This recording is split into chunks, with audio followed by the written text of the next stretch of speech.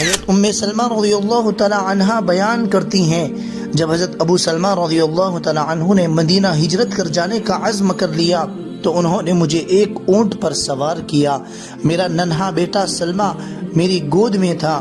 انہوں نے اونٹ کی نکیل پکڑ کر سیدھا چلنا شروع کر دیا۔ ابھی ہم مکہ معظمہ کی حدود سے نکلنے نہ پائے تھے کہ میری قوم بنو مخزوم کے چند افراد نے ہمیں دیکھ لیا اور انہوں نے ہمارا راستہ روک لیا۔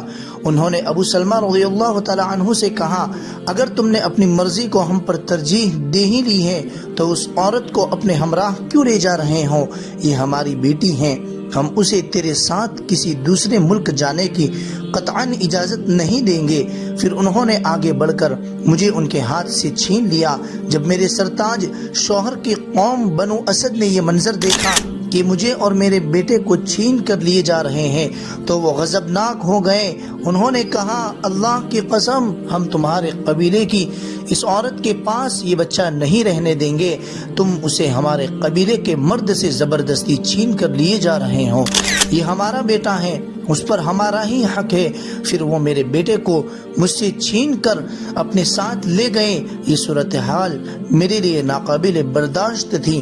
ہمارا شیرازہ بکھر گیا، شوہر مدینہ روانہ ہو گیا، بیٹے کو بنو عبد الاسد اپنے ساتھ لے گئے اور مجھے میری قوم بنو مخزوم نے زبردستی اپنے پاس رکھ لیا۔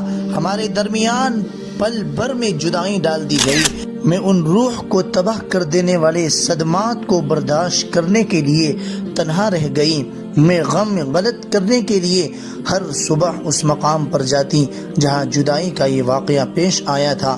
میں وہاں بیٹھ کر دن بھر روتی رہتی اور شام کے وقت گھر واپس آ جاتی۔ تقریباً 1 سال تک یہ سلسلہ جاری رہا۔ میں ایک دن وہاں بیٹھی رو رہی تھی کہ میرا ایک چچا زاد بھائی میرے پاس سے گزرا۔ میرا یہ حال دیکھ کر اسے مجھ پر رحم آ گیا اور اسی وقت جا کر میری قوم کے بڑوں سے کہا کہ تم اس مسکین عورت کو کیوں تڑپا رہے ہو؟ کیا تم اس کی حالت نہیں دیکھ رہے کہ یہ اپنے شوہر اور بیٹے کے غم میں کس قدر بے چین ہے؟